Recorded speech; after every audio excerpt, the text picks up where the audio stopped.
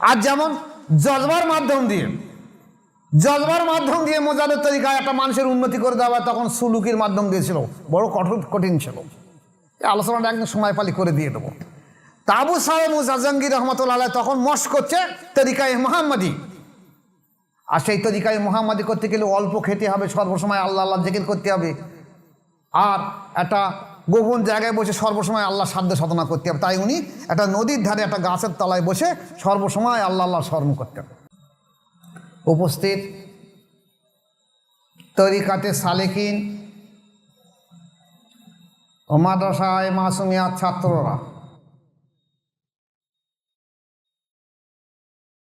আজকের দিন এটা হলো রবিউস সানি মাসের 11 তারিখ।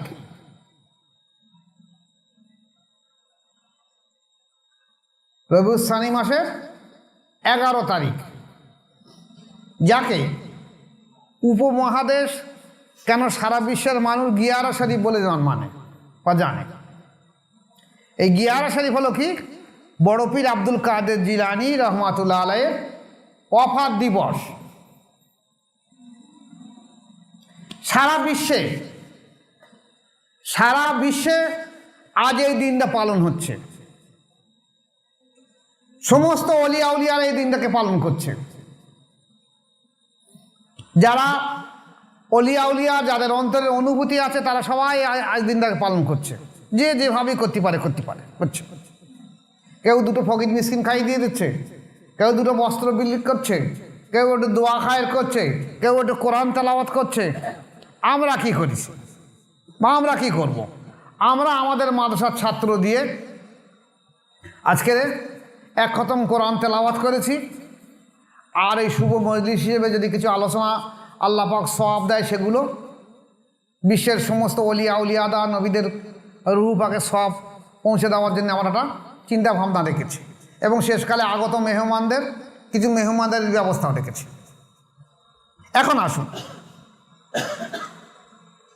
এই যে গিয়ারা শরীফ বা বড় পীর আব্দুল কাদের জিলানী রহমাতুল্লাহ ওয়াফাত শরীফ আমাদের পালন করে কি লাভ হবে? কেউ প্রশ্ন করতেই পারে আমাদের লাভটা কি? লাভটা এই, অলিয়া উলিয়াদের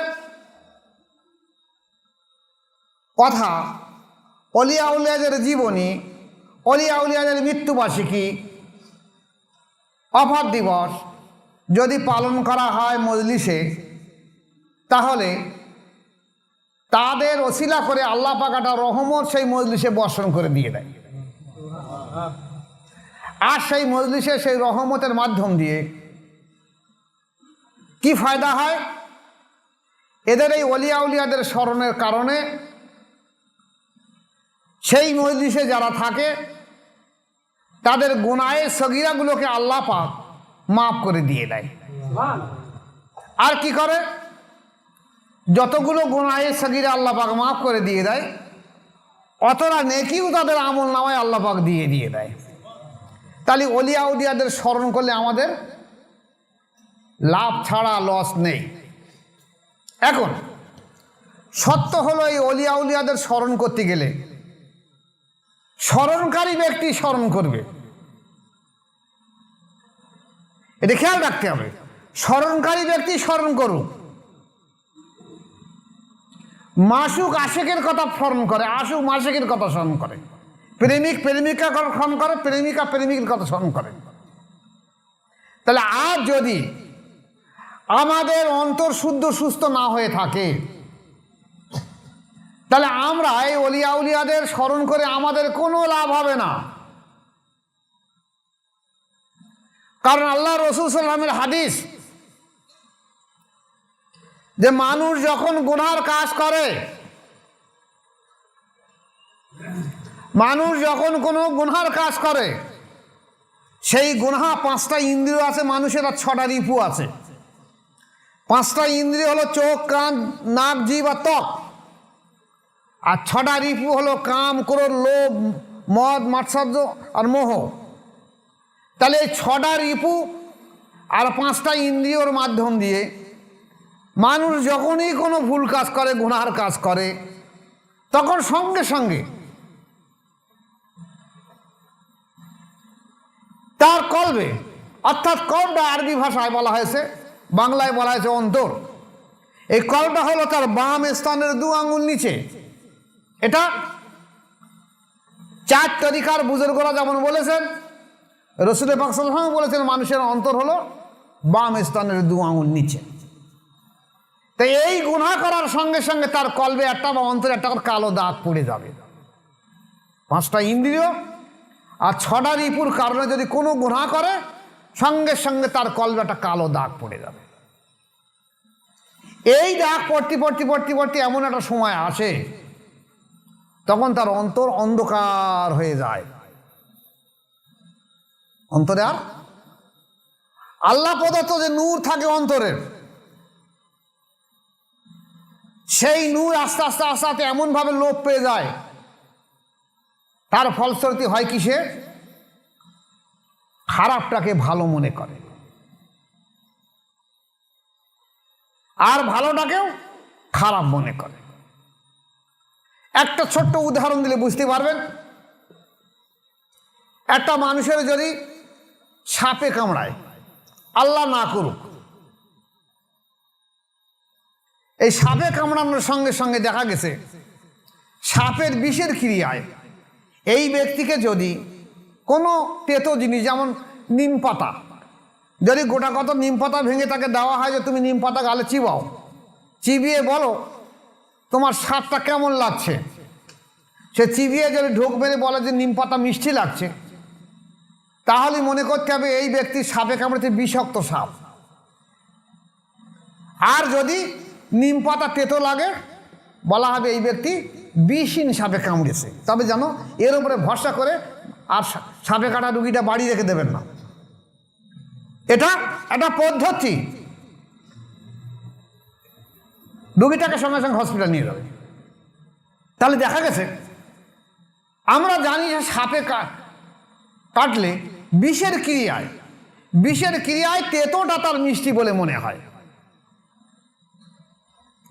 তাহলে একটা মানুষই যদি অন্তরে কালো দাগ পড়ে পড়ে অন্তর অন্ধকার হয়ে যায়, তাহলে সেই অন্ধকার অন্তরের দ্বারা তার আর কোনো কল্যাণ বা ভালো কাজ করা সম্ভব হবে না। আরও একটা উদাহরণ দিলে বুঝতে পারবেন। হারিকেন, চিমনি বা লণ্ঠন আগে যেমন ছিল, এখন বিজুলি বাতি এসে, কিন্তু আগে হারিকেন ছিল, লণ্ঠন ছিল, আরও অনেক কিছুর নাম তার ছিল। তো এই হারিকেনগুলো রাত্রে জ্বালানোর পরে সকালে যদি বা সন্ধ্যার আগে যদি ফের ভালো করে কাঁচটা না মোছা হয়, তাহলে হারিকেন জ্বলবে, তেল পুড়বে, হারিকেন জ্বলবে, কিন্তু ওর আলোয় কোনো বাচ্চার পাশে পড়াশুনো করতে পারবে না, কিছু দেখতে পাবে না। কিন্তু তেলও পুড়বে, আলোও জ্বলবে, ওর দ্বারা কোনো কল্যাণ হবে না। ঠিক তদ্রুপ মানুষের অন্তর কালো দাগ পড়ে গেলে এ আর কোনো ভালো কাজ করতে পারবে না, ভালো কাজকে খারাপ মনে করবে, খারাপ কাজে ভালো মনে করবে। যার জন্যই একটা লোক যদি গাঁজা খায়, তাড়ি খায়, মদ খায়, টাস খেলে, সাট্টা খেলে, তাকে যদি বলা হয়, সে কী বলে? ও আমি ঠিক আছে, আমার অন্তর ঠিক আছে, আমার অন্তর ঠিক আছে। তোরা নামাজ পড়িস 5 ওয়াক্ত, তা কী হয়েছে? তোর থেকে আমার অন্তর ভালো আছে। তার অন্তর এত অন্ধকার হয়ে গেছে, সে খারাপটাকে ভালো বলে মনে করছে। এই বিষ তোলা হবে কি করে? এই বিষের ক্রিয়া তুলতে গেলে, যেমন ওই ব্যক্তি যাকে সাপে কামড়েছে তাকে হসপিটালে গিয়ে তাকে ইঞ্জেকশন দিয়ে তার বিষ নষ্ট করাতে হবে। এই অন্তরের এই বিষটাকে নষ্ট করতে গেলে তাকে আবার কোনো সেই রূপ ডাক্তারের কাছে যেতে হবে, যে ডাক্তার এই অন্তর আবার এই মুর্দা দেলকে মুছে দিয়ে, নোংরাকে মুছে দিয়ে আবার মুর্দা দেলকে জিন্দা করে দিতে পারে, তেমন ডাক্তারের কাছে যেতে হবে। তা নাহলে অন্তর শুদ্ধ সুস্থ হবে না, তার দ্বারা আর কোনো কল্যাণ হবে না, ওই সাপে কাটা রুগীর মতন হবে। আর না হয় অন্তর এই অন্ধকার হয়ে হয়ে কী হবে? ওই মদ, তাড়ি, গাঁদা, চুল্লু ইতি মজগুলো হয়ে থাকবে। ও মনে করবে আমি যা করি সব ঠিক করছি, ভালো কাজ করছি। ঠিক তদ্রুপ এই পদ্ধতির মাধ্যম ছাড়া জীবনে মানুষ পরিবর্তন হবে না। এই অন্তর শুদ্ধ সুস্থ করার জন্য আল্লাহ পাক কি করেছেন? লক্ষের বেশি নবী বা রসুল পাঠিয়ে দিয়েছেন। এই নবী বা রসুলদের পর্দা নেওয়ার পরে, বিশেষ করে আমাদের রসুল পাক সাল্লাল্লাহু আলাইহি ওয়াসাল্লাম পর্দা নেওয়ার পরে এবারে আত্মার নবী আসবে না। তাহলে এই মুর্দাদেরকে জিন্দা করে দেবে কে? এই মানুষকে আল্লাহর সঙ্গে জোড় পয়দা করে দিয়ে দেবে কে? এই মানুষকে আল্লাহর সঙ্গে পরিচয় করে দিয়ে দেবে কে? এদের জন্য এমন কিছু ব্যক্তির দরকার যারা ওই নবীওয়ালা কাজ আবার করে নিতে পারবে, যাদের দ্বারা আল্লাহ পাকেই নবীওয়ালা কাজ করিয়ে নেবে। তাদেরকে অলিয়া উলিয়া বলা হয়। এটা এমনি এমনি হয় না। এই অলিয়া উলিয়াদের শান আল্লাহ পাক এত মর্যাদা দিয়েছে যে আল্লাহ পাক বলেছে কি, আমাদের অলিয়া উলিয়াদের কোনো ভয় নেই, কোনো ভয় নেই। এবং তাদের জন্য তোমরা স্মরণ করো, তাদের মৃত্যুবার্ষিকী স্মরণ করো। আমি তোমাদের গুনাহে সগীরাগুলো, এই মজলিসে বসে থাকার কারণে গুনাহে সগীরাগুলোকে আমি আল্লাহ পাক মাফ করে দিয়ে দেব। এবং তোমাদের সেই গুনাহগুলো যে কলবের উপরে দাগ পড়েছে, সেই দাগগুলোকে আমি আল্লাহ পাক খাস করে মুছিয়ে দিয়ে দেব। আর কি? আর আমার এই ওলিকে স্মরণ করেছো বলে আমি আল্লাহ পাক তোমার আমল নামায় যতক্ষণ তুমি থাকবে প্রত্যেকটা পলকে একটা করে নেই কি আমি তোমার আমল নামায় লিখে দিয়ে দেবো। তাহলে অলিয়া উলিয়াদের স্মরণ প্রয়োজন রয়েছে। এইরূপ অলিয়া উলিয়া একজন হলো বড় পীর আব্দুল কাদের জিলানী রহমাতুল্লাহ আলাইহি। রাসূল পাক সাল্লাল্লাহু আলাইহি ওয়াসাল্লাম পর্দা নেওয়ার পরে 1000 বছরের মুজাদ্দেদ উনি। এই 1000 বছরের মুজাদ্দেদ নিয়ে দ্বন্দ্ব এসেছে প্রথম হাজারের মুজাদ্দেদ নিয়ে। শরিয়াতপন্থী আলিমরা বলেছে যে প্রথম হাজারের মুজাদ্দেদ ওমর বিন আব্দুল আজিজ রহমাতুল্লাহ আলাইহি। কি নাম? ওমর বিন আব্দুল আজিজ তো উনি। আর এলমে তাসাউফপন্থী বলেছে না, বড় পীর আব্দুল কাদের জিলানী রহমাতুল্লাহ আলাইহি। কিন্তু আমরা তাসাউফ হিসেবে আমরা মেনে নেব বড় পীর আব্দুল কাদের জিলানী রহমাতুল্লাহ আলাইহি প্রথম হাজারের মুজাদ্দিদ, 1000 বছরের সংস্কারক। দ্বিতীয় হাজারের মুজাদ্দিদ কে ছিলেন? পাঞ্জাবের সেদিন্দে মুজাদ্দিদ আলপেসানি আহমদ ফারুকি সেদিন রহমাতুল্লাহ আলাইহি, আমাদের তরিকার যিনি সর্দার বা জনক। তাহলে এই বড় পীর আব্দুল কাদের জিলানী রহমাতুল্লাহ আলাইহি যদি আমরা তার জীবনে আলোচনা করি তাহলে আমাদের গুনাহে সগীরা মাফ হবে এবং আল্লাহ পাক আমাদের আমল নামায় নেকি লিখে দিয়ে দেবে। তাহলে বড় পীর আব্দুল কাদের জিলানী রহমাতুল্লাহ আলাইহি অফার দিবার বা আলোচনার মজলিস করতে গেলে আপনাকে অবশ্যই জেন্দাদেলি মানুষ হতে হবে। যেমন দেখা গেছে আল্লাহ প্রদত্ত ইলহাম হার হামেশাই দুনিয়ার বুকে আসছে। যাদের অন্তর আছে তারা সেই ইলহাম শুনতে পায়, সবাই শুনতে পাবে না। যেমন আমাদের দেশে একজন ব্যক্তি মারা গেছে,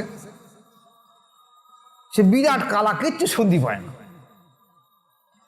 তাহলে অনেকে ঠাট্টা করে বলে বয়রা কালা বলে, মানে কিছু শুনতে পায় না। এখন একদিন তার পাশ সামনে একটা বাস পড়েছে বিরাট জোরে, আর সে বলতো আজকের আকাশটা ডেকেছে, মানে তার সামনে বাস পড়েছে বলে সে বলছে আজকের আকাশটা ডেকেছে, মানে এতদিন আকাশ ডেকেছে শুনতে পাইনি। তাহলে বজ্রপাত হচ্ছে কিন্তু ও শুনতে পায় না, ওর কান নি বলে। তা আল্লাহ প্রদত্ত ইলহাম দুনিয়ায় জমিনের বুকে সর্বসময় আসে। যাদের অন্তর আছে, আল্লাহর সঙ্গে যোগসূত্র আছে, তারা পাবে। আপনার মোবাইলে যদি চার্জ না থাকে, ব্যাটারি যদি না থাকে, লোকেশন যদি ঠিক না থাকে, টাওয়ার যদি ঠিক না থাকে, আপনার যতই মোবাইল পকেটে ঘুরে না কোনো লাভ হবে না। তা আপনি একটা মানুষ, একটা ইনসান, যদি আপনার অন্তর না থাকে তাহলে আল্লাহ প্রদত্ত এই কিছু আপনি পাবেন না। অন্তর আল্লাহ পাক কি করেছে? সারা পৃথিবীতে আল্লাহ পাক যে মখলুকাত তৈরি করেছে, লক্ষাধিক মখলুকাত তৈরি করেছে, তার মধ্যে সর্বশ্রেষ্ঠ মখলুকাত করেছে কি? মানুষকে, যাকে বলা হয়েছে আশরাফুল মখলুকাত। কিসের জন্য? অন্তরের জন্য আশরাফুল মখলুকাত। দুটো চোখ, একটা নাক, একটা মুখ, দুটো কান, পা, মাথা এইসবের জন্য মখলুকাত শ্রেষ্ঠ করিনি। এ অনেক পশুরও আছে দুটো চোখ, একটা নাক, একটা মুখ, দুটো কান, কিন্তু এই অন্তর আল্লাহ পাক আদম ছাড়ার কাউকে দেয়নি।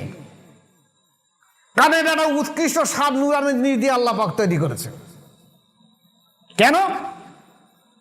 আল্লাহ পাকের স্থান এই অন্তরের মধ্যে থাকবে বলে। আর সেই অন্তর যদি আল্লাহর স্থান না হয়ে থাকে তাহলে শয়তান সেই স্থানে বসে থাকবে। তাই হাদিস শরীফে এসে বিসমিল্লাহির রহমানির রহিম আর শয়তানু জাসিমুন আল্লাহ কলবি ইবনে আদমা, প্রত্যেকটা আদমের কলবে শয়তান বসে থাকে, অন্তরে শয়তান বসে থাকে। ফায়জা জাকার আল্লাহ ফাসাকা, যখন এই অন্তর আল্লাহ আল্লাহ জিকির করে থাকে তাহলে শয়তান ওখান থেকে অন্তর থেকে পালিয়ে যায়। ওয়াইজা গাফালা ওয়াসওয়াসা, আর যখন ওই অন্তর জিকির থেকে গাফেলায় আবার শয়তান সেখানে গিয়ে বসে থাকে। তাহলে এই শয়তান, এই অন্তর আল্লাহ পাক খাস করে তৈরি করেছে উত্তম স্বাদ নুরানি জিনিস দিয়ে, শয়তান বসে থাকার জন্য নয়। এটা আল্লাহ প্রদত্ত জিনিস, আল্লাহ রেখে দেওয়ার জন্য। আমরা সেই জায়গাটাকে আমরা শয়তান বসিয়ে রেখে দিয়ে দিছি। আর এই শয়তানকে সরিয়ে দেওয়ার জন্যে আল্লাহর জিকির সর্বোত্তম। আর এই জিকির হলো জিকিরের জাতি। আর এই জিকিরের জাতি হলো কোনো কামেল মোকাম্মেল মুর্শিদের কাছে বায়াত গ্রহণ করে আত্মিক ফয়েজের মাধ্যম দিয়ে অন্তর আল্লাহ জিকির জারি করতে হবে, নতুবা শয়তান সেখানে বসে থাকবে। আর শয়তান বসে থাকার পরে আপনি যদি কোনো নামাজ পড়েন, রোজা করেন, হজ করেন, জাকাত দেন, দান সাদগা যা করুন না কেন, আপনি কিন্তু ধ্বংসপ্রাপ্ত। আপনার কোনো দোয়া আল্লাহর দরবারে কবুল হবে না। যেমন কোরআন শরীফে আল্লাহ পাক পরিষ্কার বলেছে বিসমিল্লাহির রহমানির রহিম ফাওয়াইলুল লিল কাসিয়াতি কুলুবুম মিন যিকরিল্লাহ উলাইকা ফি যালালিম মুবিন। কোন সূরা? সূরা জুমার 22 নম্বর আয়াত। আল্লাহ পাক কি বলছে? যাদের অন্তর আল্লাহর জিকিরের ব্যাপারে কঠোর, যাদের অন্তর আল্লাহর জিকির করে না তাদের জন্য দুর্ভোগ, তাদের অন্তর কঠোর, তাদের জন্য আল্লাহ পাক বলছে তাদের জন্য দুর্ভোগ। উলাইকা ফি যালালিম মুবিন, তারা স্পষ্ট গুমরাহির মধ্যে রয়েছে। কোন ব্যক্তি? যে ব্যক্তির অন্তর আল্লাহর জিকির জারি করে না, জারি নেই। এবার আপনি বলুন, আমাদের দেশে যে মাওলানা মৌলবীগুলো মসজিদ ইমামতি করছে, জিজ্ঞাসা করে দেখে নেবেন যে আপনার অন্তর কি আল্লাহর জিকিরে জারি আছে?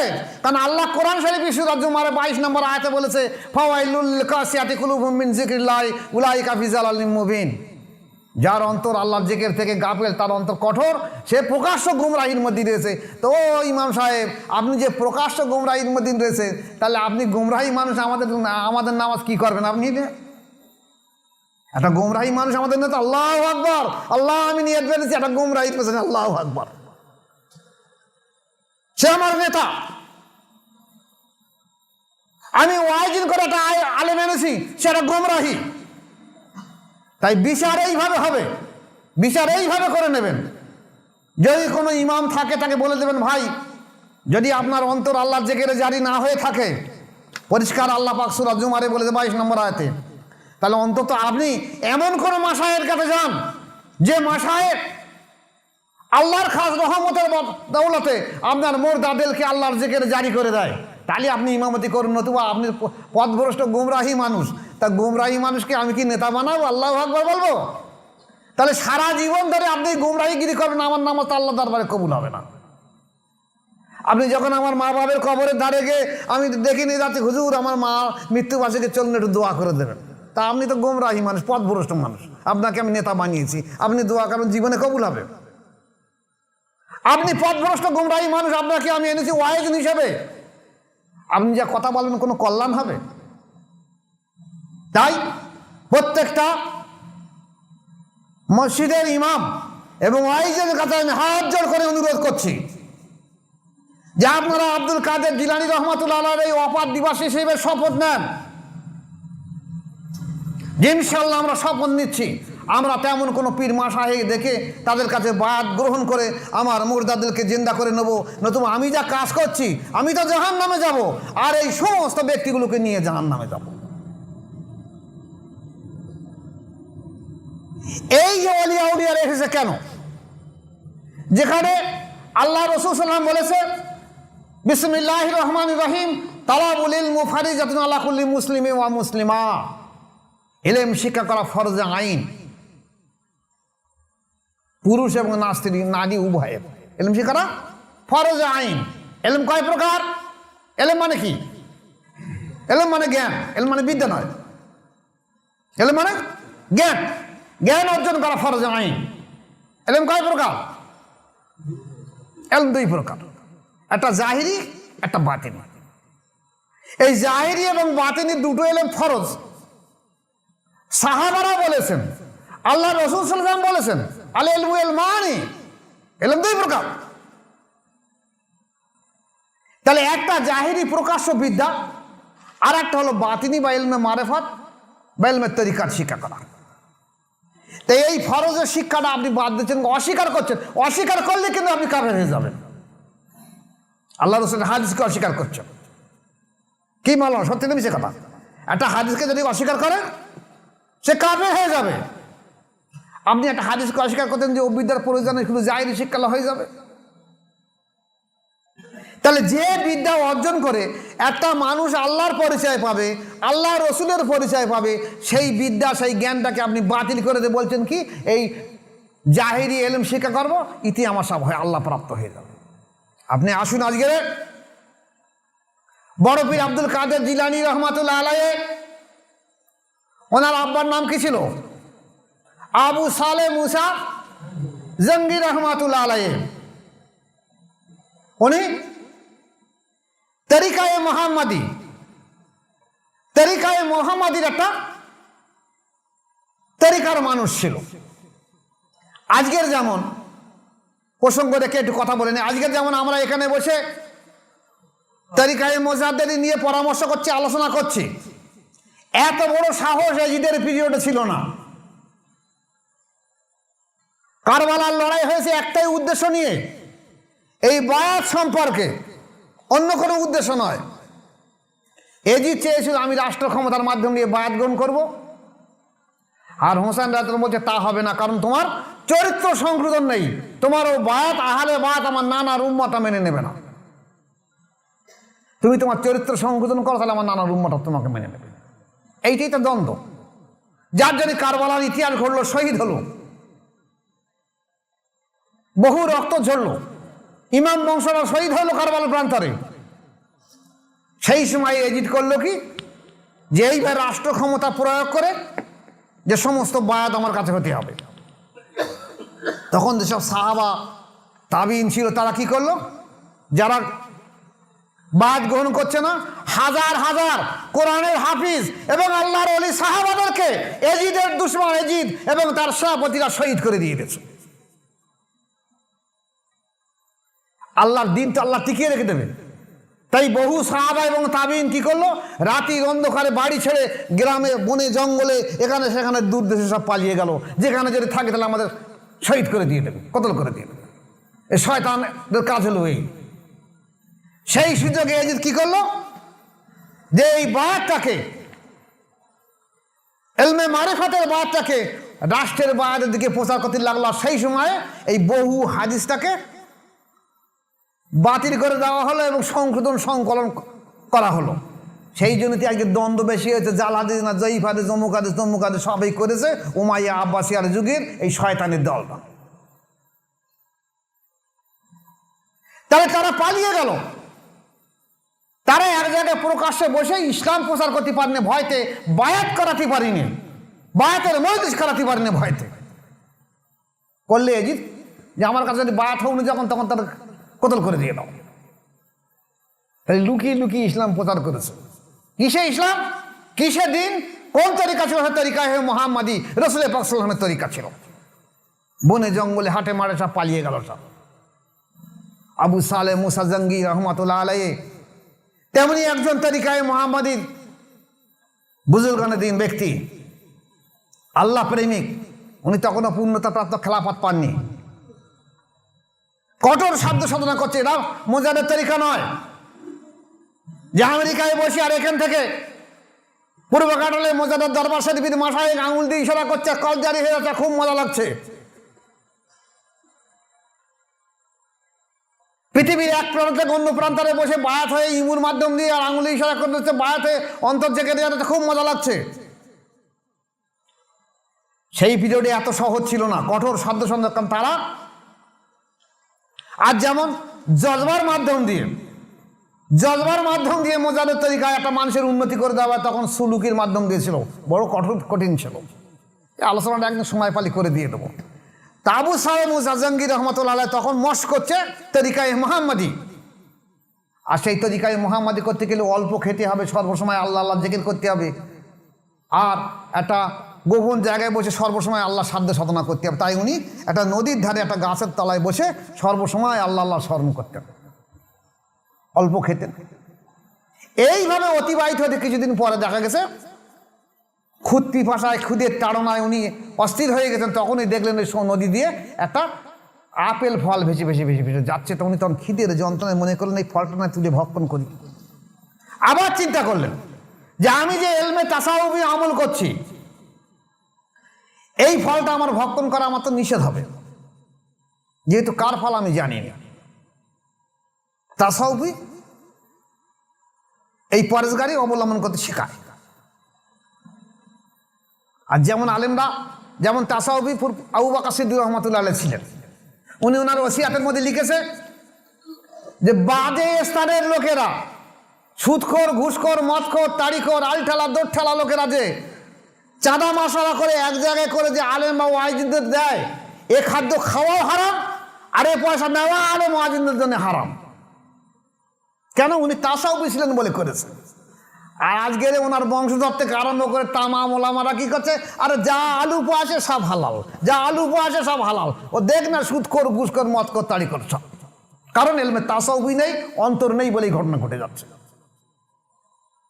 আবু সালেহ মুসা জাহাঙ্গীর রহমতুল্লাহ চিন্তা করলেন যে সমুদ্রের এই ফলটা, নদীর এই ফলটা হয়তো কয়েকদিন পরে পৌঁছে যাবে, তাহলে বোধহয় নিষিদ্ধ হবে না। ফলটা পচে গেলে তো এমনি নষ্ট হয়ে যাবে, তো নষ্ট যখন হয়ে যাবে তখন আমি খেয়ে নেই। উনি ফলটা তুলে এনে ভক্ষণ করলেন। করার পরে ওনার চিন্তা ভাবনা হলো, যখন শরীরের স্বস্তি হল, চিন্তা ভাবনা আসলো যে আমি কি ভুল করলাম না ঠিক করলাম।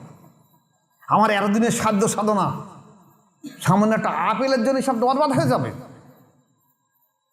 আমি এতদিন ধরে যে অন্তর জেগে জারি করার জন্য কঠোর সাধ্য সাধনা করছি, নফসের তাজকিয়ার জন্য সাধ্য সাধনা করছি। আল্লাহ পাক যেখানে কোরআন শরীফ বলছে কদ আফলাহা মান যাক্কা ওয়া কদ খাবা মান দাসসাহা, যে ব্যক্তি নফসের সাধ্য সাধনা করে নফসের তাজকিয়া করতে পারলো, একমাত্র সেইটি জান্নাতি হবে, সেইটি কামিয়াবি, আর কেউ হবে না। এই নফসের তাজকিয়ার জন্য এত সাধ্য সাধনা করতে, সামান্য একটা ফল আমাকে ক্ষতিগ্রস্ত করে দেবে। যেভাবে এর উৎস যেখান থেকে ফল এসে আমি তার কাছে গিয়ে মাপ চেয়ে নেবো। তাই নদীর পাড় থেকে হাঁটতে গিয়ে দেখবেন একটা আপেল বাগান আছে। সেই খোঁজ নিয়ে দেখলো এই বাগানের মালিক অমুক একজন ব্যক্তি আছে। তার নাম কি ছিল? বাগানের মালিক নাম ছিল আব্দুল্লাহ সাউমেই রহমাতুল্লাহ আলাইহি। আব্দুল্লাহ সাউমেই রহমাতুল্লাহ আলাইহি। তাই সেই ব্যক্তির কাছে গিয়ে বললেন যে আমি তো মনে হচ্ছে আপনার গাছের ফল হবে, আমি একটা তাসাউফি মানুষ, সাধ্য সাধনা করি, খিদের যন্ত্রণায় অস্থির হয়ে গিয়ে বাধ্য হয়ে আমি একটা ফল এখানে ভেড়ে যাচ্ছিল, আমি ভক্ষণ করেছি, আপনি আমাকে মাফ করে দিয়ে দেন। তিনি বললেন দেখো মাফ তো করে দিব। তা উনিও এই তরিকায় মুহাম্মাদের একজন মাশায়েখ ছিলেন, আল্লাহর ওলি মানুষ ছিলেন। উনি দেখলেন যে যে ব্যক্তি একটা ফলের জন্য এত সরে আসতে পারে, এবং উনি ওনার অন্তর্চক্ষু দিয়ে দেখলেন এই ব্যক্তি অন্তরে যেখানে জারি হবার ফুল ফুটে ওঠার মতো অবস্থা ঘটে উঠেছে, তাহলে একটুকুনি সুযোগ দিলে তো ফুলটা ফুটে উঠবে। এত মহান সাধক ব্যক্তি, এই জমানায় এত বড় ব্যক্তি পাওয়া যায় না। তখন উনি বললেন ঠিক আছে আমি আপনাকে মাফ করে দিতে পারি, একটা শর্ত আছে কি, আপনি 12 বছর আমার এই বাগানটা দেখাশোনা করবেন, তার জন্য আমি খাওয়া দাওয়া দেবো আমার বাড়ি, আপনি নামাজ কালাম পড়েন তো ওটা আমার এই খানকা শরীফ পড়বেন, আপনি তসবিহ করে মুরাকাবা করেন তো ওটা আমার খানকা শরীফ করবেন, আমার সহবরে থাকবেন। তা 12 বছরে বাগান পরিচর্যা করতে হবে। তাই করা হলো। এই সোহবতের মাধ্যম দিয়ে দেখা যায় তার অন্তরে অনুভূতি আসলো। বড় পীর আব্দুল কাদের জিলানী আব্বা আবু সালেহ মুসা জঙ্গি রহমতুল্লাহ অন্তর অনুভূতি আসলো, অন্তর জেকের জারি হলো, উনি আল্লাহর ওলি হয়ে গেলেন। 12 বছর অতিবাহিত হওয়ার পরে উনি বলে বিদায় চেয়েছেন।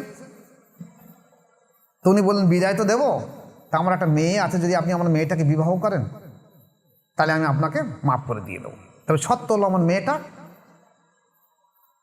চোখে কিছু দেখতে পায় না, কানে কিছু শুনতে পায় না, মুখে কথা বলতে পারে না এবং হাঁটতে পারে না, কানা খোঁড়া বোবা কালা।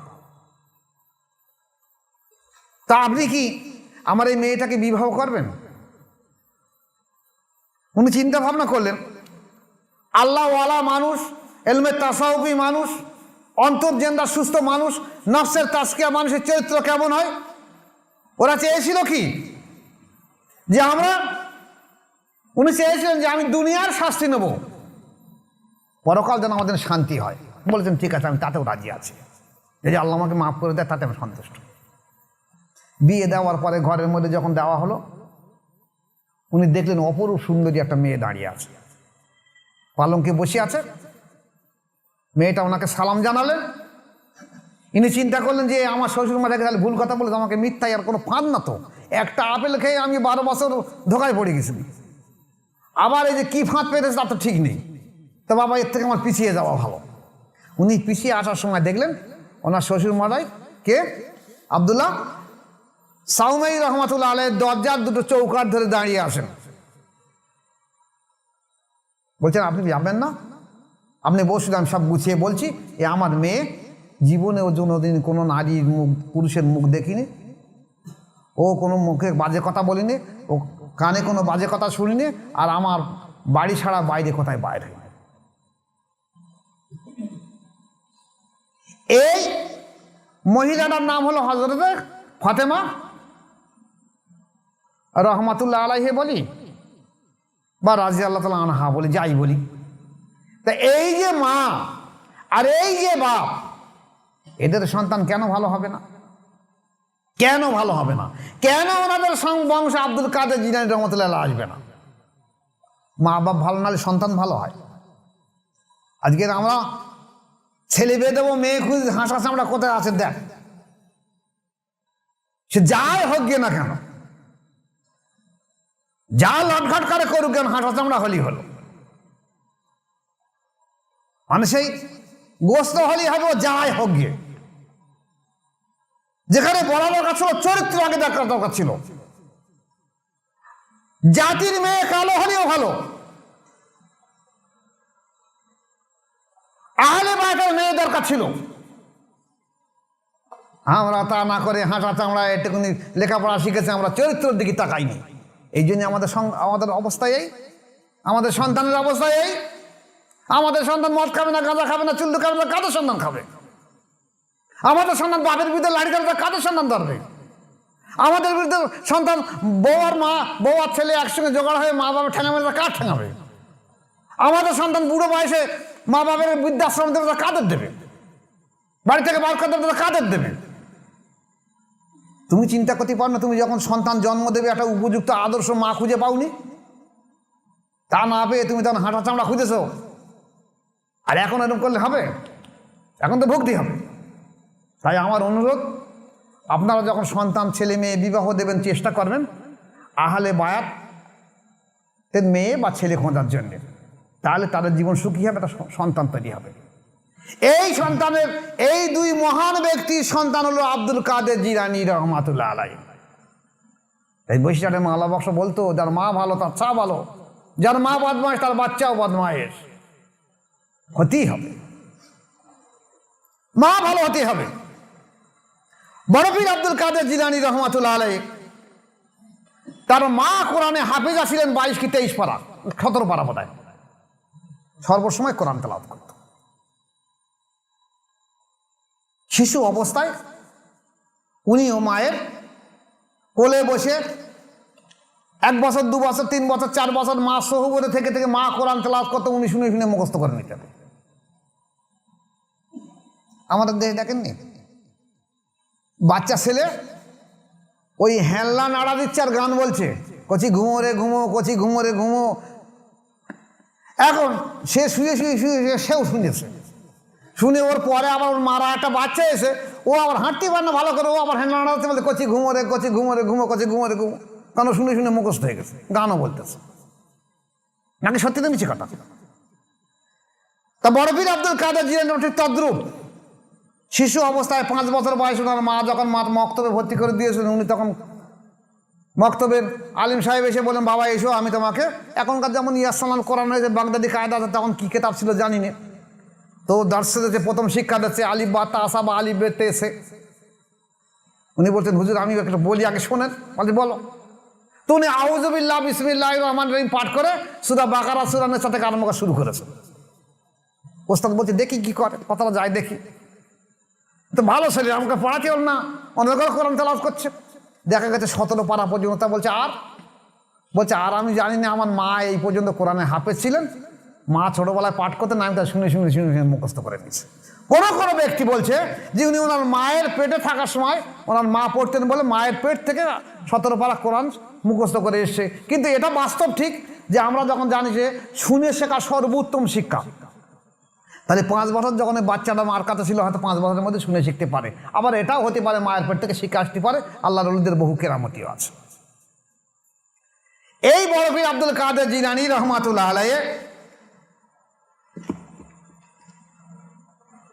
মাকে বললেন, মা আমার তো এখানে কোরআন হাফেজ হয়ে গেছে, তা আমার ইচ্ছা হলো আমি বাগদাদ শহরে মাদ্রাসায় নিজামিয়া, বড় মাদ্রাসা, তখন পৃথিবী বিখ্যাত মাদ্রাসা, ওই মাদ্রাসায় গিয়ে আমি হাদিস আর তাফসীর শিখব। মা বলেন, বাবা 400 কিলোমিটার দূর, এখানে তুই আমার একমাত্র সন্তান, যদি তুই চলে যায়, তোর বাপ মারা গেছে, আমি দেখি করে থাকবো। জেদ ধরছে, মা আমি যাবই যাব, জ্ঞান অর্জন করা, জ্ঞান পিপাসু, আরে আল্লাহ তাকে বড় করে দেবে। অবশেষে মা রাজি হলো, ঠিক আছে বাবা তাই হোক, তবে বাড়ির সাথে উঠে দেখবে ওই পাশে এখান থেকে কাফেলা, মানে এই রাস্তা আছে, এখান থেকে যে রাস্তাগুলো উট ঘোড়ায় করে যায়, ওরা সব কাফেলা ব্যবসা করে যায়, বাগদাদ শরীফে যায়, ওইরকম যদি দেখো আমাকে বলবে। আজ আমাদের মতন না যে প্লেনে উঠে সাঁ করে বাগদাদে পৌঁছে যাবো, তখন ছিল কি কাফেলায় উট ঘোড়ার পিঠে চড়ে যাবে, ছুটে উপরে গিয়ে দেখে এসে বলছে, মা এবার যাচ্ছে, আমি দেখি তুমি চলো। মা কি করলো, একটা জামায় 40টা সোনার মোহর এই বগলের তলায় সেলাই করে দিয়েছে, আস্তিনের ভিতরে। বলছে, বাবা মিথ্যা করার জীবনে যেন বলিস না, আরে 40টা মোহর দিয়েছি, যতদিন চলবে, তারপর আল্লাহর উপর তাওয়াক্কুল করবে, আমি দোয়া রাখি, আমি তোমাকে আল্লাহর উপরে সব ছেড়ে দিয়ে দিচ্ছি। আমি মাদ্রাসায় দেই না সন্তান, আমি আল্লাহর উপর তাওয়াক্কুল করে ছেড়ে দিয়ে দিচ্ছি। দেশে কাফেলাদের বললেন যে আপনারা একটু লক্ষ্য রেখে দেবেন, তারপর আল্লাহ পাক যাও নসিবি রেখে স্থায়ী হবে। আমাদের ছেলে, ওরে বাবা, মা একটু মাদ্রাসা পাঠিয়ে গেছে, মা ঘন্টায় ঘন্টায় ফোন করছে, আমার ছেলে কেমন আছে, আমার ছেলে কেমন আছে। সপ্তাহে সপ্তাহে আসতে, মা আসতেছে, বাপ আসতেছে, ভাই আসতেছে, দাদা দাদি নানা নানি, ওরে সর্বনাশ। মা দোয়া করেছে, আল্লাহ এই সন্তানটাকে আমি তোমার উপর সুপর্দ করে দিয়ে দিলাম, তুমি এর হেফাজত জিম্মাদার, তুমি দেখো। বাগদাদ শহরে গিয়ে এই যাবার ভিতরে বহু কেরামতি ঘটনা ঘটেছে, যে ঘটনা বললে আমার মূল জায়গায় অনেক বড় হয়ে যাবে, তবু ছোট্ট করে বলে দিয়ে দেই। যে এক মঞ্জিলে গিয়ে দেখা যাচ্ছে ডাকাতি পড়লো, সেই ডাকাতরা সমস্ত মালামাল নেওয়ার পরে ওনাকে জিজ্ঞাসা করেন, এই খোকা তোমার কাছে কিছু আছে? উনি বললেন, হ্যাঁ আমার মা আমার এই জামার আস্তিনে 40টা সোনার মোহর রেখে দিয়ে গেছে। ডাকাতটা মনে করে ছেলে মানুষ, ভয়ে সংকোচে মিছে কথা বলে ফেলতেছে, হ্যাঁ আছে। আবার একজনে জি করে, খোকা তোর তো কিছু আছে? বলছে, হ্যাঁ আমার মা 40টা মোহর দিয়েছে আমার আস্তিনের তলায়। ওরা মনে করছে বোধহয় ঠাট্টা করছে। সবার টাকা এক জায়গায় করে ভাগ বন্টন করার পরে সর্দার বলছে, আর কারো কিছু টাকা পয়সা নেই? তা দুজন বলছে, সর্দার আমরা একটা বাচ্চাকে জিজ্ঞাসা করি, সে বলছে আমার আস্তিনের ভিতরে 40টা মোহর। তাহলে বলছে, সর্দার আমাকে বলে তোর ডেকে আনো বাচ্চাটাকে। আনার পরে দেখা গেল সেই বাচ্চাটা জিজ্ঞাসা করালো, বলছে, হ্যাঁ এই দেখেন আমার জামা খুলে দেখেন, আস্তানের ভেতরে 40টা মোহর আছে। দেখলো শহীদ, তাই বলছে, তা তুমি স্বীকার করলে কেন? না বলতে পারতে, আমরা তো তোমার খুঁজে দেখছি না। তা বলছে, না আমার মা বলেছে মিথ্যা কথা বল না, আপনারা জিজ্ঞাসা করেছেন তোমার কাছে কিছু আছে, আমি মিথ্যা কথা বলি। আমাদের ছেলেপিলেরা কি করে বলেন, মাদ্রাসায় বাক্স ভেঙে টাকা চুরি করতেছে, বাক্স ভাঙে খাবার চুরি করতেছে, এর জামা ও চুরি করলাছে, ওর জামা ও চুরি করলাছে, আর মা বলে ক্ষমতা স্বীকার করবি না, ক্ষমতা বলবি না আমি ছেলে ভালো হয় নাকি জীবনে? হ্যাঁ, হয় নাকি ভালো? ডাকাত এবং ডাকাত সর্দাররা পায়ে জড়িয়ে ধরে কাঁদতেছে, হুজুর আমরা সত্যি, তুমি নিশ্চয়ই কোনো আল্লাহর ওলি মানুষ, তুমি নিশ্চয়ই রহম স্বরূপ আমাদের সামনে এসো, বাবা আমাদেরকে তওবা কবুল করে নিয়ে নাও, আল্লাহর কাছে তওবা করে দাও, যেন আল্লাহ আমাকে মাফ করে দেয়, আমরা এই কাজ আর করবো না। তুমি একটা বাচ্চা মানুষ যদি মিথ্যা কথা মায়ের অঙ্গীকার মনে করছো যে মা বলেছে মিথ্যা কথা বলবে না, আর আমরা কি করছি? কালকে আমাদের ময়দানে আমাদের কৈফিয়ত দিতে হবে। তওবা পড়ে গেল, ভালো হয়ে গেল, চলে গেল বা নিজামিয়া মাদ্রাসায়। সেখানে গিয়ে 40টা মোহর শেষ হয়ে গেছে, খাওয়া কি জুটবে? আল্লাহর ওলি মানুষ তো, আল্লাহ পরত মানুষ, শিক্ষার পাশাপাশি উনি কতিলা দেখি কোথায় এলমে তাসাউফির আলিম আছে, অলি আছে, সেখানে গিয়ে অবসর সময় বসে বসে দর্শ নিতেন, এলমে তাসাউফ শিক্ষা করতে হবে। উনি দেখেছেন যে এলেম দুই প্রকার, আমি তো জাহির এলম শিক্ষা করছি, কিন্তু বাতিনি কোথায় শিখবে? বাতিনি অন্তঃশুদ্ধ তাজকিয়া না হলে আমার কোনো দাম নেই, তাই মুর্শিদ তালাশ করতে লাগবো। আর সেই সময় মাদ্রাসায় নিজামিয়ায় যত রকম মাসায়েখ ছিল, যত রকম আলেম ছিল, যারা দর্শ দিত, শিক্ষা দিত, তারা সবাই কিন্তু আল্লাহর ওলি মানুষ ছিল। আমাদের এখন কী সব লেখাপড়া শিখে মাদ্রাসায় পড়াচ্ছে, আর মাদ্রাসা করেছে, মাদ্রাসা থেকে লেখাপড়া শিখে ফিরে সেটা মাদ্রাসা করেছেন, করে খাবার বাহানা 10টা 20টা ছেলে এখন ভিক করে খাচ্ছে, সারা জীবন ভিক করে খাচ্ছে। এসব ছিল না, ভিক করার পদ্ধতি ছিল না, খাওয়া জুটছে না। তখনকার মাদ্রাসার ছাত্ররা কি করতো? আল্লাহর ওলি কি করতো? ওরা রাতের অন্ধকারে বাজারে গিয়ে যেসব সবজি ফেলে দিত সেই সবগুলো কুড়িয়ে এনে বাড়ি রান্না করে খেত, আর এলমে শরিয়াত এবং এলমে তরিকাত মাদ্রাসা থেকে দর্শ নিত। আমাদের এটুকুনি যদি ডাল পাতলা হয়েছে, নুন পাতলা কম হয়েছে, ওরে সব বোনার ছাত্ররা একটা ট্রিং করলে হবে, ডিম ভেজে এনে খাবে, হ্যাঁ বাজার থেকে তরকারি এনে খাবে, বাজার থেকে মাংসের তরকারি এনে খাবে। কেন? আলে রুচি আছে না, এদেরকে পাঠানো দরকার ছিল ওই বাজারে, যে যাও ওই সবজি আলাদা যে সবজিগুলো ফেলে দিয়েছে ওই তুলে এনে রান্না করে করে খাও, খেয়ে এখানে এলাম শিক্ষা করো। তা না করে আমরা পার্টিতে করছি ভিক করে আন, যা অটো দিচ্ছি, টোটো দিচ্ছি, মাইক দিচ্ছি, ভিক করে আন, তোরাই তো খাবি, আমারও খাওয়াবে, তোরাও খাওয়া। মানুষ হয় সন্তান, সন্তান জীবনে ভালো হয়। আল্লাহ পাকে ইলহাম দিয়েছে আব্দুল কাদির, এই রুটি আল্লাহর কাছ থেকে তুমি একটা করে রুটি প্রত্যেক দিন চেয়ে নাও, বলো আল্লাহ যখন আমাকে দিয়ে দেবে তখন আমি তোমাকে মিটিয়ে দিয়ে দেবো। আর আমি রুটি আলা, ও আল্লাহর ওলি মানুষ, ওকে আমি ইলহাম দিয়ে জানিয়ে দিয়ে দিচ্ছি যে তুমি এই আব্দুল কাদেরকে দৈনিক একটা করে রুটি দিয়ে দেবে, ও যদি পয়সা না দিতে পারে আমি জি মানেছি, আমি আল্লাহ পাক তোমার টাকা দিয়ে দেবো। আমাদের ছাত্ররা কি ওই সব মানুষ, কি ছাত্র,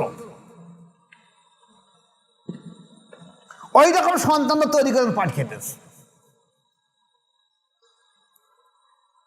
এলমে শরিয়াতের পাশাপাশি এলমে মারেফাত অর্জন করে ওখান থেকে খেলাফত নিয়ে আল্লাহর ওলি মানুষ বনে গেল, কঠোর সাধ্য সাধনা করে। ফিরে এসে মাদ্রাসা তৈরি করলো, মাদ্রাসায় নিজামিয়া শিক্ষকতা করলো, তারপর ফিরে এসে কাদেরিয়া মাদ্রাসা তৈরি করে মানুষকে দর্শ দিতে লাগলো, শরিয়াত এবং তরিকাত উভয় শিক্ষা দিতে লাগলো। সারা জীবন ধরে সাধ্য সাধনা করেছে।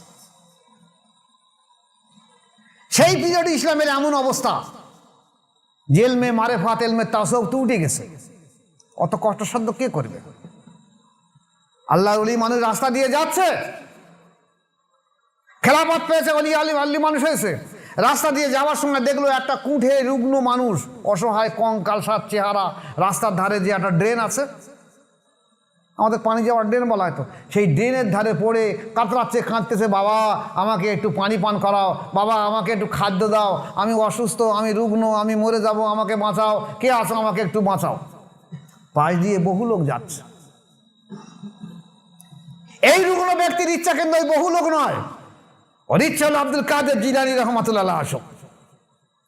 আল্লাহর দয়া হলো, উনি পাশ দিয়ে যাওয়ার সময় দেখলো আল্লাহর ওলি মানুষ, অন্তর কেঁদে উঠলো, দেখলো একটা মানুষ অসহায় ড্রেনের ধারে পড়ে কাতরাচ্ছে, একটু পানি দাও, একটু খাদ্য দাও, আমার খুব কষ্ট হচ্ছে। উনি কি ছুটিকে তাকে হাত ধরে তোলার চেষ্টা করেন, তখন গায়ে হাত দিয়েছে, দেওয়ার সঙ্গে সঙ্গে দেখা গেছে এই ব্যক্তির চেহারা একটা সুন্দর খুবসুরত চেহারার মতন হয়ে গেল। উনি চমকে গেলেন, কোন দেশি কথা, এরম হলো কেন, কে তুমি? তোমার কি উদ্দেশ্য? বলছে আব্দুল কাদের রহমাতুল্লাহ আলাইহি, আমি হলাম ইসলাম।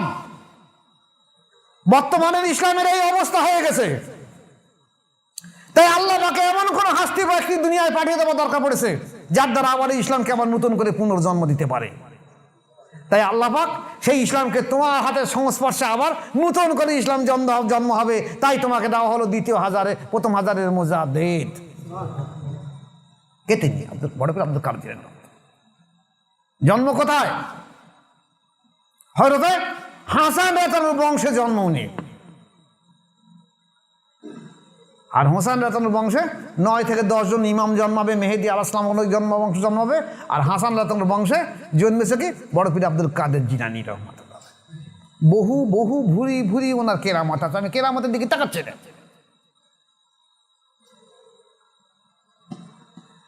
ছোটবেলায় মা একদিন জিজ্ঞাসা করছে, বাবা তুই একটু আমার হাতের কাজ কাম করে দে, কিছু তো করিস না, আমার কি উপকার করছিস? আমাদের যেমন বাচ্চারা মারা বাচ্চাকে বলে একটু হাতের কাজ করে উপকার করতে, সব বলছে আমি কি তোমার মা কোনো উপকার করিনি? বলছে কি উপকার করেছিস বল? বলছে মা তুমি ভালো করে খেয়াল করো, যখন আমি তোমার পেটে ছিলাম তখন আমি দুনিয়ায় ভূমিষ্ঠ হইনি। একটা ভিখারি, পুরুষ ভিখারি এসে বাড়ির দরজায় এসে ভিক্ষা চেয়েছিলেন, আপনি চেষ্টা করেন একটা পাত্রে করে কিছু চাল পয়সা নিয়ে ভিখারিকে দেওয়ার জন্যে। এই ভিখারির কুনজর কুদৃষ্টি ছিল তোমার উপরে। সে চেয়েছিল তোমার দেহকে ভোগ করা। তুমি ছুটে গিয়ে ঘরের মধ্যে গিয়ে দরজা আটকে দিয়েছিল যে আল্লাহ কাছে আছেন, আল্লাহ তুমি বাঁচাও, আমার স্বামী নেই, এখানে আশেপাশে কেউ নেই, কে আমার ইজ্জত বাঁচাবে? আল্লাহ তুমি ছাড়া কেউ নয়। বলে মা তোমার মনে আছে? মা বলে তো তুই কি করে জানিস, তুই তো তখন দূরে আসিস নে। বলছে মা তুমি ভালো করে খেয়াল করো, সেই সময় তোমার পেট থেকে একটা নূর, আল্লাহ পরতে একটা নূর বার হয়েছিল, মনে আছে মা? বলছে হ্যাঁ মনে আছে। বলে সেই নূরটা বাইরে আসার সঙ্গে সঙ্গে একটা বাঘের আকৃতি ধরলো, আর বাঘটা ছুটে গিয়ে সামনে হেঁটো দিয়ে ওই ভিখারির চাবালতি এক হেঁটো দিল, সঙ্গে সঙ্গে ওর মাথাটা বহু দূর উড়ে চলে গেল। ভিখারিটা ছটপট ছটপট করে মারা গেল। মনে আছে মা? বলছে হ্যাঁ বাবা মনে আছে। তুই কি করে জানিস? বলছে মায়ের নূর ছিল আমি। কে ছিল নূর? এ নূর আমি ছিলাম, ও বাঘও আমি ছিলাম। আল্লাহ আমাকে এই নূর দিয়ে পাঠিয়ে আর এই বাঘের আকৃতি ধরে ওই জালিমকে শাস্তি দিয়েছিল। তুমি সেটাকে ভুলে গেছো, তোমাকে আমি উপকার করিনি? বলো মা। তাহলে রাসূল পাক সাল্লাল্লাহু আলাইহি ওয়াসাল্লামের দিকে তাকাও এবারে। আজকের আমাদের দেশে আলেম সমাজ, এলমে জাহেরি আলিম বলছে কি আল্লাহ রসুল নূরের না, আল্লাহ রসুল নূরের না। আরে বড় পীর আব্দুল কাদের জিলানী রাহমাতুল্লাহ আলাইহি মায়ের পেট থেকে নূর সদৃশ বাইর হয়ে যদি একটা বাঘের আকার ধারণ করে ওই সাহেল বা ওই ভিখারির মাথা উড়িয়ে দিতে পারে, নূর হিসেবে তো বাইর হয়েছিল নাকি? তাহলে দেখা গেছে বড় পীর আব্দুল কাদের জিলানী রাহমাতুল্লাহ আলাইহি সেই তরিকায় হলো তরিকায় কাদেরিয়া। আল্লাহ পাক ওনাকে ইলহাম দিলেন আব্দুল কাদের রাহমাতুল্লাহ আলাইহি। শুনে নাও, এতদিন ধরে যে তরিকায়ে মুহাম্মাদি ছিল, সেই তরিকায়ে মুহাম্মাদি তুমি যে করে হাসিল করেছো, তুমি যাকে খেলাফত দিয়ে দিচ্ছ, এই ব্যক্তি যাকে খেলাফত দিয়েছো, তোমার নামের সম্মানতা আমি আল্লাহ পাক তোমার নাম কিয়ামত পর্যন্ত জিন্দা রেখে দেবো। ওই তরিকার নাম থাকবে কে? তরিকায় কাদেরিয়া। আব্দুল কাদের থেকে কাদেরিয়া তরিকা হবে। আসুন আজ আলিম সমাজ যে কথা বলছে যে বায়াতের প্রয়োজন নেই, এমনই এমনই আল্লাহর কাছে পাওয়া যাবে। কোরআন শরীফ বলেছে কি? আল্লাহ পাক কি বলেছেন? বিসমিল্লাহির রহমানির রহিম, ইয়া আইয়ুহাল্লাযীনা আমানু তাকুল্লাহা ওয়াবতাগু ইলাইহিল ওয়াসিলা। এই ঈমানদাররা তোমরা আমাকে ভয় করো এবং আমাকে পাওয়ার জন্য ওসিলা অবলম্বন করো। আমি এই ওলামা সম্প্রদায়, এই হাফেজ কারি মাওলানা মুফতি বুদ্ধিজীবী সম্প্রদায়ের কাছে অনুরোধ করছি, আপনারা কি কোরআনের তাফসীরটা দেখেননি? যে আল্লাহ পাক ওসিলা করতে বলেছে। যদি ওসিলা ধারণ না হয়ে থাকে তাহলে আপনি বলুন আমাদের দেশে বিবাহ কেমন ভাবে হয়, একটা পুরুষ আর একটা মহিলা দুজনাকে যখন বিবাহ দেওয়া হয়, যেমন মহিলাটা বাড়ি থাকে, ঘরের মধ্যে থাকে, পুরুষটা বাইরে থাকে, এখন একটা ইমাম হয় যিনি বিয়ে পড়িয়ে দেন, একটা উকিল, দুজন সাক্ষী থাকে, তাই তো?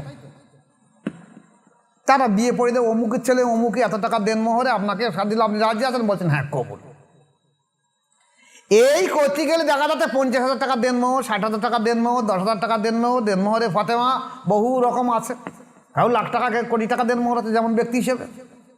আবার খানা মেজবানি করে 100, 200, 500 লোকের যে যেমন আর্থিক সংস্থা খাওয়া দিতে হবে, দেখা যাচ্ছে 20,000, 50,000, 1 লাখ টাকা, 2 লাখ টাকা খরচ হয়ে যাচ্ছে, নাকি যাচ্ছে না? কিসের জন্য? বিবাহ হলো ইজাব আর কবুল, একজনা উকিল পাঠিয়ে দেবে আর একজনা কবুল করে নেবে, এই তো নাকি? আর কিছু আছে কি মনে? আর কিছু আছে? ইজাব আর কবুল। তা এত না করে এই ওসিলাতে এই ওসিলা কে হয়েছে? কেন একটা উকিল আর দুটো সাক্ষী হয়েছে। তো এইটা না হয়ে ওই ছেলেটা তো ওই মেয়েটার কাছে গিয়ে বলতে পারতো, বেকার এত পয়সা খরচ না করে আমি তোর স্বামী, তুই আমার স্বামী বল, আমি তোর বউ বল, চ বাড়ি চ, হাত ধরলে বাড়ি আসবে। এরা তো শরিয়াতে হারাম বলা হয়েছে, এখানে তুমি ওসিলা খুঁজছো কেন? কেন উকিল সাক্ষীর দরকার? তোমার এখানে তো প্রয়োজন ছিল। সাধারণ মানুষ আঙুল তুলে যদি তুমি মাওলানা সাহেব তোমাকে যদি বলে যে আমি তাহলে আর ওসিলা তালাশ করবো না, আমি এইভাবে একটা পরে মেলে বাড়ি চলে আসবো, তাহলে তুমি বলবে ওটা জায়েজ হবে? তুমি তো বলবে না জায়েজ হবে। কেন? ওখানে ওসিলা তালাশ করনি, আর এখানে আল্লাহ পাওয়ার জন্য তুমি ওসিলা অবলম্বন করা নিষেধ করছো কেন? লেখাপড়া বেশি শিখে ফেলেছো তাই। হ্যাঁ, আসলে অন্তর যদি সুস্থ না থাকে, তোমার আলেমের একটা পয়সাও দাম নেই, একটা পয়সাও দাম নেই। আরে অন্তর শুদ্ধ সুস্থ করার জন্য আল্লাহর ওলিদের সোহবতে অবশ্যই প্রয়োজন, যেতে হবে, না গেলে জীবনে তোমার অন্তর যেখানে জারি হবে না, সুস্থ হবে না। আর অন্তর সুস্থ না হলে নফসের তাজকিয়া, জীবনে আপনার নফসের তাজকিয়া করতে গেলে অন্তর যেখানে জারি করাতে হবে। অন্তর যেখানে জারি না হলে নফসের তাজকিয়া হবে না। কেউ যদি ওয়া ককা না পারে সে জীবনে রিডিং পড়তে পারবে না, নাকি পারবে? তো তেমন অন্তর যেখানে জারি না হলে কোনো নফসের তাজকিয়া আসবে না, আর তোমাদের কশ্মিন কালো তাজকিয়া আসবে না, তোমরা বেশক জাহান্নামে যাবে। তাই আমার এই ইউটিউব যখন চলে যাবে, বহু উপমহাদেশে আলেম ওলামা, হাফেজ কারি, মাওলানা মুফতি, মসজিদের ইমাম সাহেব, ওয়াইজিন, সাধারণ মানুষ, শিক্ষিত, আমি সবার কাছে হাত জোড় করে অনুরোধ করব, অন্তত বড় পীর আব্দুল কাদের জিলানী রহমতুল্লাহ ওয়াফাত দিবস হিসেবে আপনারা শপথ নেন যে এই মহান ব্যক্তি আল্লাহ যাকে অলি করে পাঠিয়েছে, প্রথম হাজারের মোজাবেদ করে পাঠিয়েছে, তার মা এমন, বাপ এখন, তবুও তিনি দেখা যাচ্ছে তরিকা হাসিল করার চেষ্টা করছেন। উনি তো মা এবং বাপের উপযুক্ত আদর্শ সন্তান, যে সন্তান জন্ম থেকে মায়ের মুখে শুনে শুনে এতটা কোরআন হাফেজ হয়েছে, যার ইশারা করার জন্য ওনার মাকে বারবার বলে দেওয়া হয়েছে যে তোমার পেটে যা সন্তান আছেই হবে প্রথম হাজারের মোজাদ্দেদ, ইনি হবে হাস্তি বুজুর্গ, আল্লাহ পাক ওনার দ্বারা আবার দিনকে জিন্দা করে দেবেন। তিনি বায়াত হতে গেলেন কেন? কার কাছে বায়াত হয়েছেন? বড় পীর আব্দুল কাদের মাশায়েখকে, হ্যাঁ, আবু সাঈদ মাখজুমী রহমাতুল্লাহ আলাইহি, যিনি ওলি হয়ে দুনিয়ায় এসেছে, যার দ্বারা আল্লাহ পাক ইসলামকে আবার নূতন করে রূপ দিয়ে দেবে, তাকে একজন হাতে বায়াত হবার ইশারা ইঙ্গিত দেওয়া আছে এবং তিনি বায়াত হয়ে অন্তঃশুদ্ধ তাজকিয়া নফস করে তারপর মানুষকে পথ দেখিয়ে দিয়েছে। আপনি বলছেন বায়াত হতে হবে না? আপনি একটা মানুষকে ইমানদার বানাতে পারবেন, একটা মানুষের অন্তর যেখানে জারি করে দিতে পারবেন, আপনারা নিজেরাও পথভ্রষ্ট, আমাদের সাধারণ মানুষকে পথভ্রষ্ট গোমরাহি করে দিয়ে দেবেন। কারণ তাই সবাই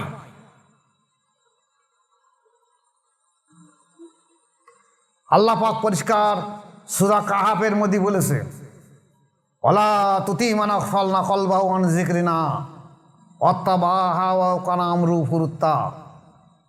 যে ব্যক্তির অন্তর আমার জিকির থেকে গাফেল, যে ব্যক্তির অন্তর আমার জিকির করে না, তোমরা তার কথা শুনো না, সে তার প্রবৃত্তির গোলাম, নফসের গোলাম, সে পথভ্রষ্ট গোমরাহী। কোরআন মানতে হবে। তো তাই আজ আমি আপনাদের কাছে অনুরোধ করব, যারা কোরআন পড়েছেন পড়ছেন, বাংলা কোরআন তফসিরে এসে বাংলা কোরআন তর্জমা এসে তারা দেখে আপনারা দেখে নেন এই আয়াতগুলো এসেছে কি না। যদি এসে থাকে তাহলে আপনারা বায়াত গ্রহণ করুন, আমার কাছে হতে হবে না। আমি আপনাদের জিম্মাদারি নিয়ে আসিনি।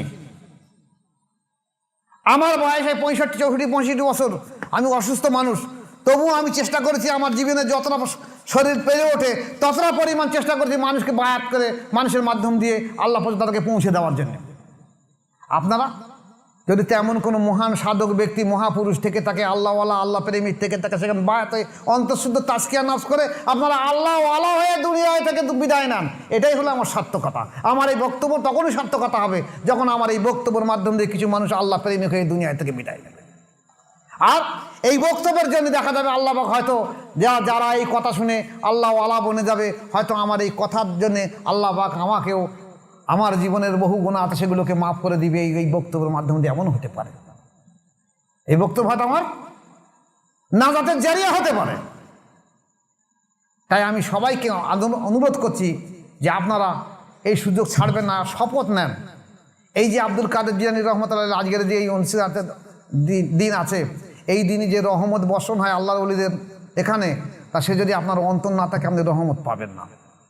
যারা আমার এই মজলিসে আছে অন্তর জেকেরে জারি মজলিস, তারা বলতে পারবে যে এই মজলিসে বসে থাকা, এই মজলিসে আলোচনার সময় অন্তরের অনত ফিলিংস বা তাওয়াজ্জুহ ফায়েজ একটু না একটু বৃদ্ধি পেয়েছে নাকি পাইনি?